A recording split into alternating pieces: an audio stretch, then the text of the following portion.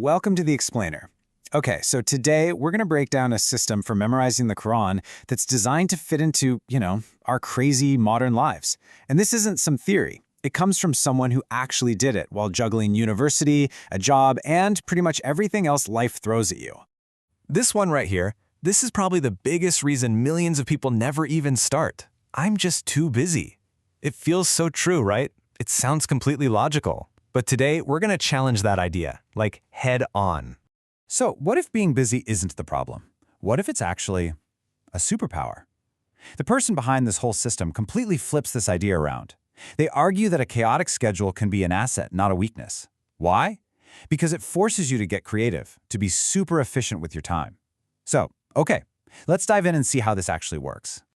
All right, first things first, we have to tear down the biggest myth out there. This whole idea that you need some kind of perfect, wide-open schedule just to make any real progress. You know the feeling, right? We all fall into this trap.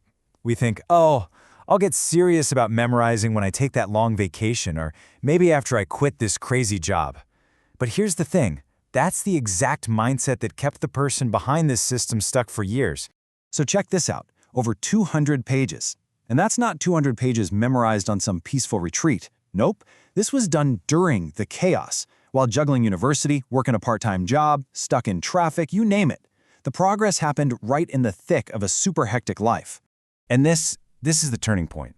The big breakthrough wasn't finding these huge 2-hour blocks of uninterrupted study time. It was the total opposite. It was about completely letting go of the idea that he needed a perfect session to even get started.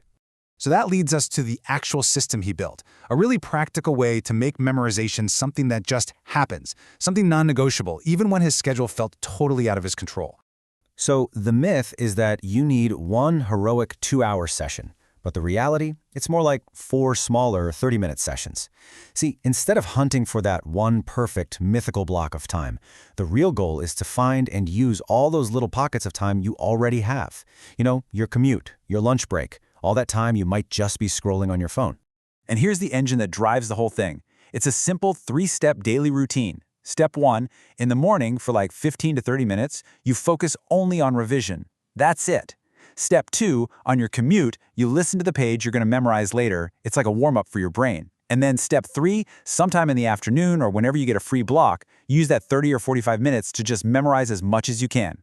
No pressure to finish a whole page, just consistent effort. And trust me, over weeks and months, these small deposits, they add up to huge progress.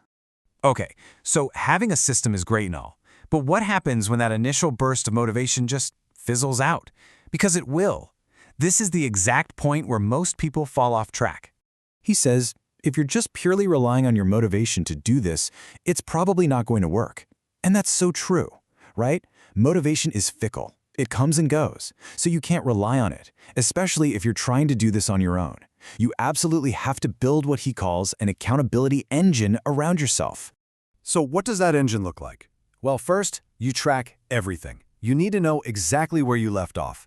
Second, find teachers. You need that expert feedback to catch mistakes you can't see yourself.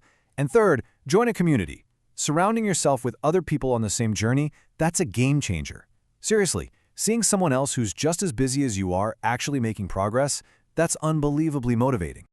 All right, now we're getting to the part that almost nobody talks about.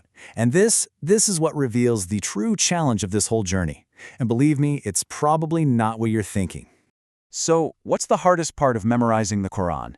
If you ask anyone who's just starting out, they'll probably say it's learning the new stuff, right? The struggle of just getting the words to stick in your brain. But that's not the real long-term battle.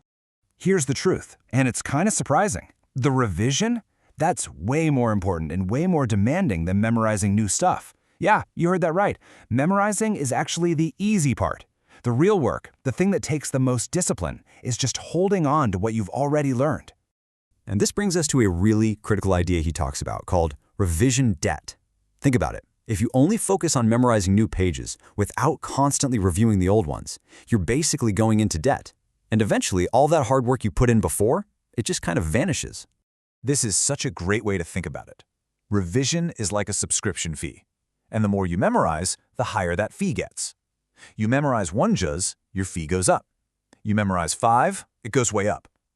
You have to keep paying that time fee every single day, or you're going to fall into debt. Okay, and finally, let's talk about the one thing that is guaranteed. I mean, 100% guaranteed to happen to every single person who tries this. You will fall off track. You're going to have weeks where work is just insane, or school is demanding, or you're traveling. You're going to slip up. And let's be super clear. This happened to the guy who created this system a ton of times. The goal is not to be perfect. The goal is to be resilient. The difference between succeeding and failing isn't about avoiding the slip-ups. It's all about how you react when they inevitably happen. This brings us to the strategy of damage control. See, when life gets overwhelming, our first instinct is just to drop everything, right? I'll just stop until things calm down. But that is the one thing you absolutely must not do. Instead, you practice damage control. So what's that mean? Step 1, never ever stop completely. Step 2, just reduce your time. So, instead of an hour of revision, maybe only do 30 minutes, or even 15. Then step 3, as soon as you can, you bounce right back to your normal routine. Even if it's just a tiny amount, you are keeping that chain of consistency alive. You're not letting the habit break. And that, right there, is the key to long-term success.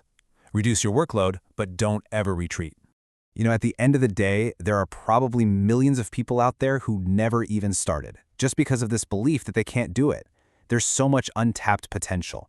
What this whole system really shows is that the biggest barrier usually isn't our schedule, or our job, or school.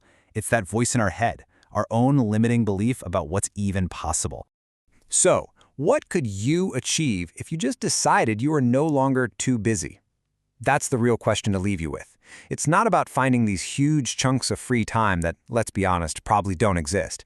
It's about making time in all those small, overlooked moments you already have.